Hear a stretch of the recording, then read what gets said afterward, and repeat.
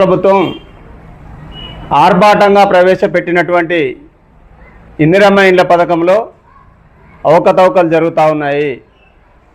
ప్రభుత్వం ఏదైతే నిబంధనలు పెట్టిందో L1, L2, L3 అని వాటికి సంబంధించినటువంటి గైడ్లైన్స్ అధికారులకు పంపించినప్పటికీ గ్రామాల్లో ఉన్నటువంటి కాంగ్రెస్ నాయకత్వం తన అనుయాయులకు మాత్రమే ఈ నిబంధనలను తుంగలో దొక్కి ఇల్లు కేటాయిస్తూ ఉన్నారు.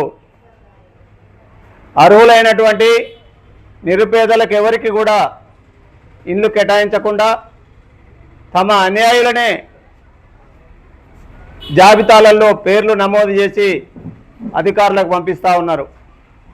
అధికారులను జాబితాలు గ్రామాలలో పబ్లిష్ చేయమంటే జంకుతూ ఉన్నారు. దాన్ని బట్టే తెలుస్తూ ఉంది ఇందిరమ్మ ఇళ్లలో ఏ విధమైన అవకతవకలు జరుగుతూ ఉన్నాయో.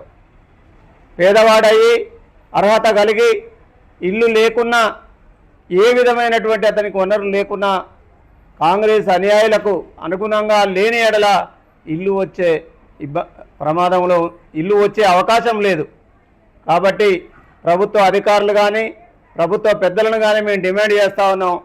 మీరు ఏదైతే L1, L2, L3 అని 3 భాగాలుగా విభజించి నిబంధనలు కేటాయించారో ఆ నిబంధనలకు అనుగుణంగా పేదలైనటువంటి అర్హులైనటువంటి అందరికీ కూడా ఇండ్లు కేటాయించాలని, అలాగే కేటాయించినటువంటి ఇండ్ల జాబితాను గ్రామ పంచాయతీ బోర్డు మీద పబ్లిష్ చేయాలని, ఎంపికలో ఎలాంటి అవినీతికి తావు లేకుండా అరికట్టాలని డిమాండ్ చేస్తూ ఉన్నాం.